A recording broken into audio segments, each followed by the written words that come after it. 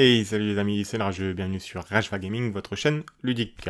Aujourd'hui, nous continuons la présentation succincte des différentes factions pour Warhammer Age of Sigmar V4, mais plus spécifiquement les Spearhead, c'est-à-dire les fers de lance en français. Vous avez été nombreux à liker la première vidéo, si vous ne l'avez pas encore vue, je vous invite bien sûr à aller la voir, et très nombreux à nous avoir rejoints, je vous remercie énormément. Pour ceux d'entre vous qui regardent actuellement cette vidéo et qui ne sont pas encore abonnés sur la chaîne, je vous invite bien sûr à cliquer sur le petit abonnement ou alors à laisser un pouce ou un commentaire, histoire de nous faire référencer dans l'algorithme de YouTube et ne rien louper des prochaines vidéos concernant ce sujet et les autres sujets de la chaîne, car je suis une chaîne multi-jeux. Allez, pour ne pas faire une présentation trop longue, je vous propose de passer directement aux factions du jour, qui sont les factions de la destruction. Les Horde-Gueule Ogor sont des empires nomades de colosses brutaux qui parcourent les terres en pillant tout sur leur passage pour apaiser leur insatiable appétit. Les tyrans mènent de jeunes gloutons têtus à la guerre d'une main de fer, tandis que des serviteurs gnoblards grouillent à leurs pieds. Ces armées sont soutenues par des détonations tonitruantes des canons volés, des crash-plombs et des bouts de fer, tandis que les cavaliers morne-crocs des tribus de pillards belluaires harcèlent les flancs ennemis. Dévorant tout ce qu'ils croisent dans les royaumes, les ogres sont une plaie pour tout ce qui vit, bête ou plante, mort ou vif. Rien n'est à l'abri de leur faim insatiable, pas même les objets inanimés. On nous présente donc les Tyrants Bellow, c'est-à-dire les Horde-Gueule Ogre en français. Horde-Gueule, ça a de la gueule, justement, ça a de la gueule, donc je validerai le nom français. Et on a donc leur fer de lance qui est composé d'un tyran, d'un bout de fer, de 2 cavaliers morne-crocs, de 4 crash-plombs, de 6 gloutons, donc honnêtement, un fer de lance assez populeux, et a priori sur le papier comme ça, très fort. On va voir qu'il y a des règles pour équilibrer ceci vis-à-vis des autres Spearhead. Donc au niveau de leurs règles justement, au niveau de l'équilibrage de ce fer de lance, on a cette première règle, donc les Tyrants Bellow, on the Maw Pass, donc dans la gueule, et on nous dit que les Iron Blaster et les Moonfang, donc ceux qui tirent et la cavalerie, n'arriveront en jeu qu'à partir du 3e round. Petit mea culpa, j'avais dit qu'il y avait 6 rounds dans la précédente vidéo, il y en a bien sûr 4, donc 3e, ça fait à peu près la moitié de la partie, et ils peuvent être placés donc n'importe où sur le champ de bataille à 1 pouce d'un bord de table et à plus de 6 pouces de toute unité ennemie, ce qui est vraiment assez intéressant. Pour arriver au 3e tour, on peut vraiment prendre la table et potentiellement charger. Au niveau du War Scroll proposé sur Warhammer Community, on nous propose donc le Lead Belcher, donc c'est les crash-plombs, vous en avez 4 dans votre fer de lance, eux ils sont là dès le début de la partie, c'est l'unité d'artillerie qui arrivera à partir du tour 3, donc eux ils sont là, ils ont un profil intéressant, donc c'est des ogres, donc ils sont 4 PV, ils bougent de 6, ils ont une sauvegarde de base à 5, ils ont objectif contrôle donc de 2, ce qui est vraiment intéressant, en mots-clés ils sont uniquement infanterie. Donc les ogres ne sont pas des monstres, ce sont uniquement de l'infanterie. Ils ont 2 profils d'armes. Ils ont bien sûr une arme de tir, donc le Lead Belcher Gun, qui a une portée de 15, ce qui est intéressant sur une petite table de jeu. Une attaque aléatoire, bon ça on va prendre quand même, c'est des 3 tirs, qui touche sur du 4, qui blesse sur du 3, qui fait une blessure avec une pénétration d'armure de 1, donc un range de 1. Ça c'est pour le tir, donc un tir un peu aléatoire. Au niveau du corps à corps, ils sont limite un peu plus intéressants parce qu'ils ont 2 attaques fixes. Ils touchent toujours à 4. Cette fois-ci, ils blessent à 2 au corps à corps. Allez savoir pourquoi. Ils n'ont pas de pénétration d'armure, mais par contre, ils infligeront 2 dommages, ce qui est vraiment très intéressant contre les grosses unités. Au niveau de leur règle qui est passive, ils ajoutent plus 1 à leur attaque de tir s'ils n'ont pas bougé pendant cette phase, donc ils passeraient d'une touche à 4 à une touche à 3, ce qui au niveau des statistiques est un bon gap, mais je le répète, c'est un tir aléatoire, donc il va falloir qu'on étudie ça, mais honnêtement, limite ils sont plus forts au corps à corps qu'au tir, j'ai l'impression. Donc voilà, un fer de lance d'ogre, comme on peut l'espérer. Il est très populeux pour des ogres, il est très populeux. Vous avez 6 gloutons, vous avez le tyran, c'est déjà très très fort. En plus de ça, vous avez 4 crash-plombs, donc c'est sur la table, vous avez déjà une dizaine d'ogres sur la table pour commencer la partie. Et en plus de ça, vous rentrez 2 cavaliers et une pièce d'artillerie. On n'a pas les profils à l'heure actuelle, mais à mon avis, ça va cogner assez fort. Peut-être du tir aléatoire pour l'artillerie également, ce qui la rendra un peu moins efficace au niveau de la table de jeu, mais ça reste de l'ogre, ça va être vraiment de la castagne. L'esprit est respecté pour cette fer de lance. Individuellement lâches et faibles, quand ils sont en grand nombre, les grottes sont tout aussi dangereux que leurs grands cousins à peau verte. De la magie fongique des lunes clans aux trogotes quasi intuables, il ne faut pas sous-estimer les villes de Fiel obscur, extrêmement rusés et vindicatifs. Leur esprit de grotte dérangé fomente constamment de nouveaux pièges et des complots vicieux. Ignorez la cruauté des grottes, la férocité vorace de leurs squigs et la force irréfléchie des trogotes à vos risques et périls. Ils sont les vrais enfants de la mauvaise lune. Et voilà donc ma faction chouchou, vous allez la voir sur la chaîne, elle est déjà peinte, elle est prête à combattre.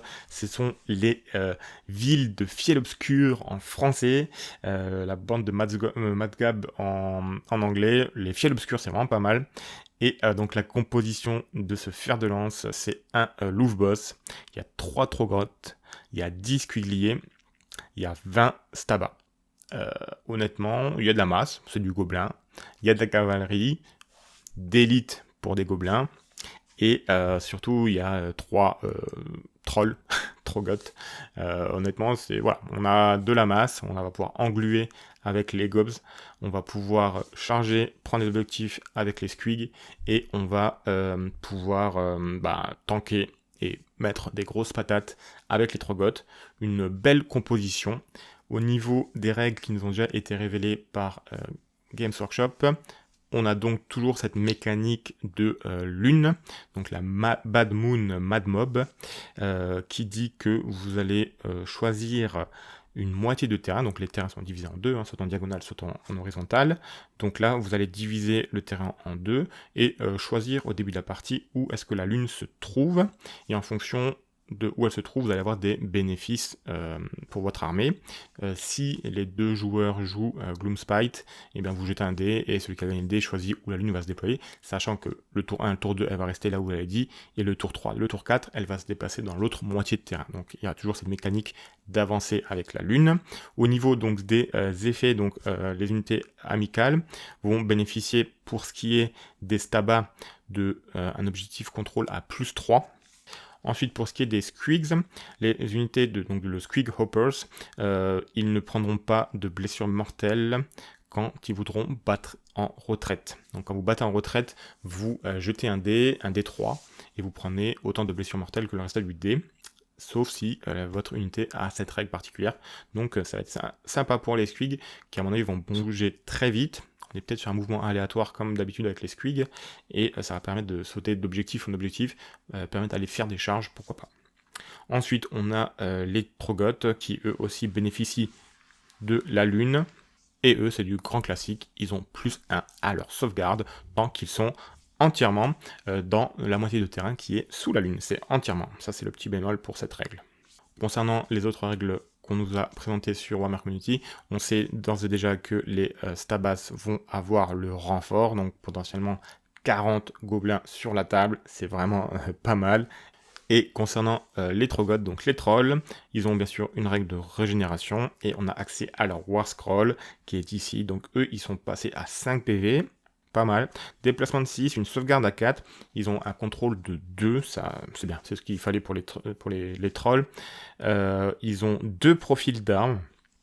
Ils ont un profil de tir, donc ils ont un profil de tir à une portée de 10. Une seule petite attaque qui touche sur du 5, par contre qui blessera sur du 2. Donc si vous touchez, vous êtes bien équipé pour blesser. Vous avez une pénétration d'armure de 2, donc pareil, vous allez vous faire quasiment sur vos dégâts. Et ça reste du troll, donc c'est du dégât aléatoire, c'est D3 dégâts. Pour une attaque, vous en avez 3, donc 3 attaques. Ça peut faire des blagues, ça peut faire du blague. C'est dans l'esprit Gloomspite, donc ça peut faire tout ou rien. Ensuite, ils ont un profil donc de mêlée, ils ont 2 attaques par tête, ils touchent sur du 4, ils blessent encore sur du 2, donc vraiment costaud. Ils ont toujours une pénétration d'armure de 2, donc une range 2, et un dommage 3 fixe. Ça va faire des trous, ça va faire des gros trous dans tout ce qui va être unité adverse, un peu d'élite. Hein. Ça va vraiment faire des trous parce que ça pénètre l'armure et ça fait du damage 3, donc ça va vous clean des grosses unités adverses. Je vous ai pas dit, mais au niveau des mots-clés, ils sont infanterie, ils sont pas monstres, donc ils sont infanterie, ce qui est pas mal. Et ils ont une ward à 5, donc ils ont une protection à 5 avec une armure à 4. Une sauvegarde de base à 4 qui est augmentée à 3 lorsque vous êtes sous la lune. Donc c'est déjà très tanky, ça met des grosses patates, et en plus, il se régénère. Donc la capacité noire, Start of Any Turn, donc au début de n'importe quel tour, vous vous soignez de D3. Voilà, c'est tanky, ça prend les objectifs, et en plus, bah, ça se régénère, donc c'est vraiment une très bonne unité que j'ai hâte de voir sur la table.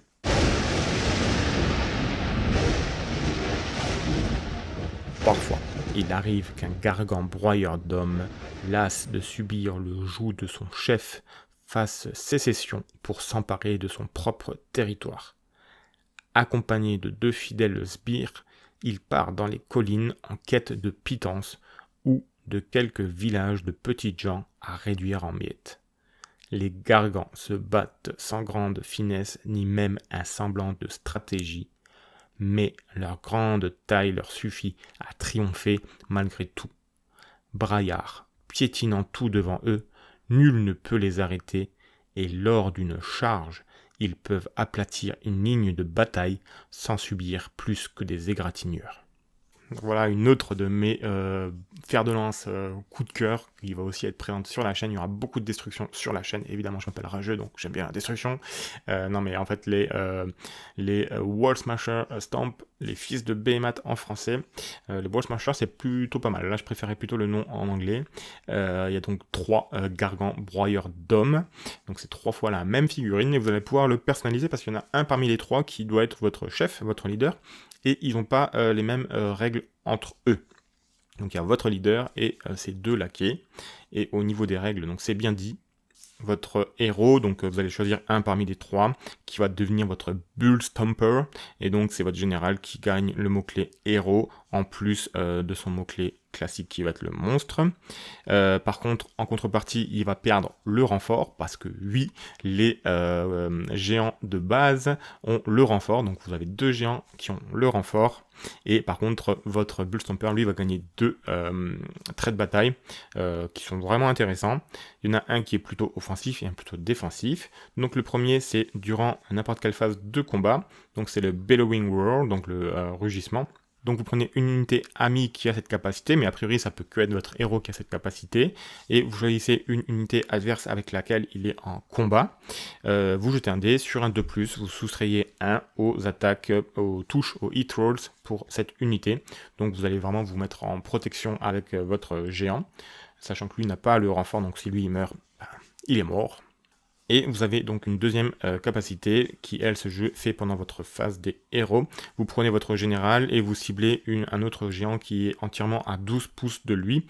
Et vous lui ajoutez 1 à ses caractéristiques d'attaque pour tout ce qui va être throwing rocks, donc les attaques de tir. Parce qu'ils vont avoir 2 profils d'attaque comme on va le voir tout de suite. Donc bien sûr, vu qu'il n'y a que les Man Crushers dans ce fer de lance, on a leur profil, donc ils ont quand même 12 PV, hein, c'est vraiment pas mal, ça va être difficile à tomber. Ils se déplacent de 8, ils ont une toute petite sauvegarde à 5, donc si ça touche, ça va faire des dégâts assez facilement. Ils ont un contrôle de 10, donc c'est l'équivalent des plus gros packs d'infanterie, voilà. Sachant que si vous arrivez sur l'objectif avec une infanterie adverse, vous allez forcément lui faire des dégâts, donc vous allez forcément prendre l'objectif en général. Ils ont 2 profils d'armes. Ils ont donc une arme à distance. Donc c'est le jet de pierre, c'est le même je crois que pour les trolls qu'on a vu tout à l'heure, mais ils tirent un peu plus loin, ils ont une portée de 12, ils ont une seule attaque, ils touchent sur du 5, ils blessent sur du 2, ils ont une pénétration d'armure de 2, et ils font des 3 dommages, donc des dégâts un peu aléatoires, sachant qu'on a vu tout à l'heure qu'on pouvait améliorer un tir grâce à son chef. Et ensuite, au niveau du corps à corps, là ils ont 3 profils d'attaque. Donc ça cogne fort. Ils ont le Massive Club, donc lui il fait 4 attaques, il touche sur du 4, il blesse sur du 2, pénétration d'armure de 1 pour 2 dommages, donc plutôt très sérieux. Ensuite ils ont le Headbutt, donc le coup de pied au cul en français, une attaque, 4 plus 2 plus, pénétration d'armure de 2, et lui s'il passe il fait 4 dommages flat. Oui. Et ensuite ils ont le Mighty Kick, le coup légendaire, une attaque, 4 plus 2 plus également, pénétration d'armure de 2 également, et lui par contre il fera des 3 dommages. Donc en plus de ça, donc en mots-clés, ils sont monsters, donc eux c'est des monstres, donc ils vont, je pense, subir pas mal de malus d'autres armes adverses. Par contre, ils ont le renfort, hein, donc s'ils meurent, ils peuvent revenir. C'est vraiment intéressant. Et ils ont 2 règles propres sur leur profil. Ils ont notamment une règle passive qui est vraiment pas mal. En plus, elle est relativement drôle parce que c'est timber, hein, c'est ce que les bûcherons canadiens crient au moment de faire tomber un arbre. Donc, alors, c'est aléatoire également. Donc, les gargoyles, ils ont fait vraiment aléatoire, type comme les Gloomspite. Pourquoi pas. Donc là, les joueurs, donc vous et votre adversaire, vous allez jeter un dé. Celui qui gagne, il choisit là où le géant va tomber. Et donc là où le géant tombe, il infligera des 3 blessures mortelles à toute unité à 2 pouces de lui. C'est assez intéressant qu'ils ont fait ça. C'est pas le joueur qui perd son géant qui choisit où il tombe. On peut potentiellement faire tomber son géant sur ses propres géants. Bon, faut pas avoir normalement ces géants collés, mais ça peut arriver. Donc ça c'est pour sa règle passive, donc ils ont tout ça. Et il y a également une règle rouge, donc en phase de combat. C'est également une règle assez loufoque qui dit que vous choisissez vous ciblez une unité adverse, vous jetez un dé. Si vous avez fait au moins le double que les points de vie de l'unité, ben, vous avez simplement détruit l'unité et vous la retirez de la partie, vous la mettez dans votre besace. Donc voilà, une règle iconique hein, bien sûr des géants dans Warhammer depuis la création de Warhammer je pense, qui a été retranscrit ici, qui peut potentiellement être forte, parce que bon ben voilà, vous allez pouvoir supprimer facilement des unités qui ont 2-3 PV, donc ça peut être intéressant.